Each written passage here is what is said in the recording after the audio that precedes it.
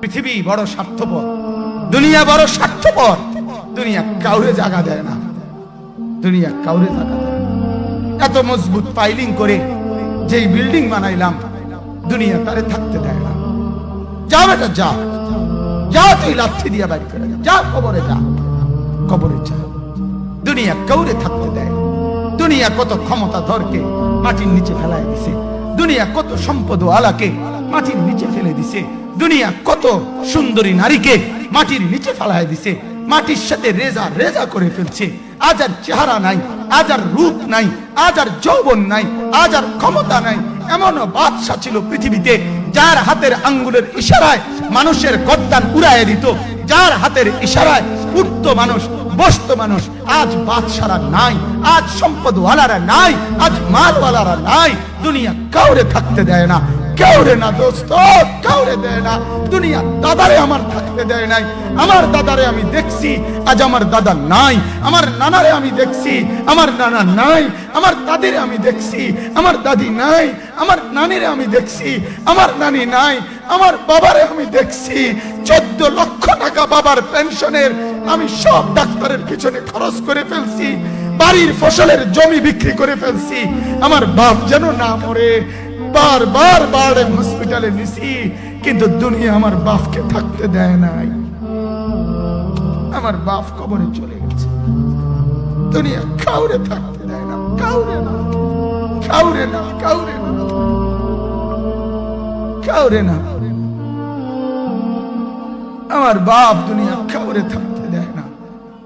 তুমি থাকবা না, তুমি থাকবা না। দুনিয়ার ধোকায় পড়ো না বাপ, দুনিয়ার ধোকায় পড়ো না। মাকে বুঝান, আজ মারা বেসামাল হয়ে গেছে, আজ বোনেরা বেসামাল হয়ে গেছে, বেপরদার উৎসব তুলে দিছে। এটা যেন আল্লাহর সাথে যুদ্ধ করছে।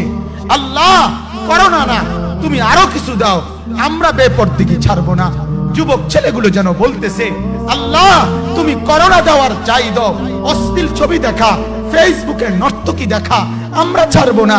দেখি তুমি কি করতে পারো, তুমি যা করার করো।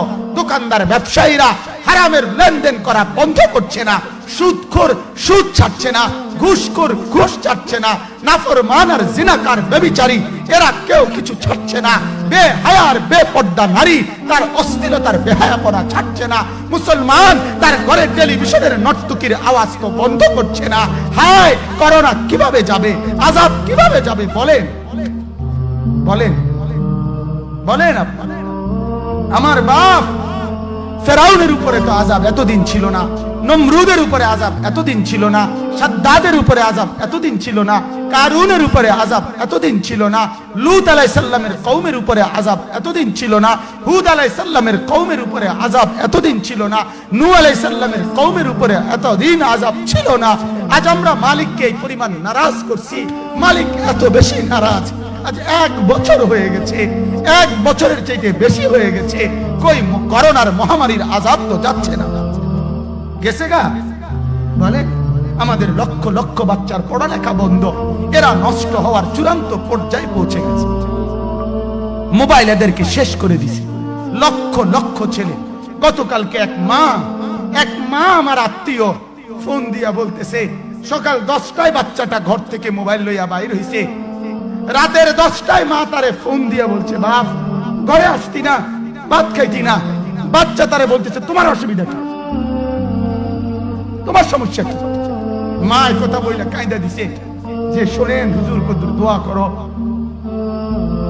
এক বাচ্চা, এক ছেলে, সে যদি তার মাকে কথা বলতে পারে, তার মানে গুনাহ তারে এত মজা দিয়া দিছে, ফেসবুক তারে এত মজা দিয়া দিছে, ইউটিউব তারে এত মজা দিয়া দিছে, নর্তকী তারে এত মজা দিয়া দিছে, গুনার দৃশ্য তারে এত মজা দিয়া দিছে, সে মাকে ধমক দিচ্ছে।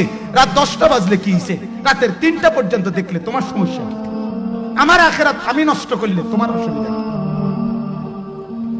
আমার জাহান্নাম আমি ঠিক করে নিলে তোমার সমস্যা কি? আল্লাহ আমাদেরকে মাফ করে দেন, আল্লাহ আমার জাতিকে মাফ করে দেন।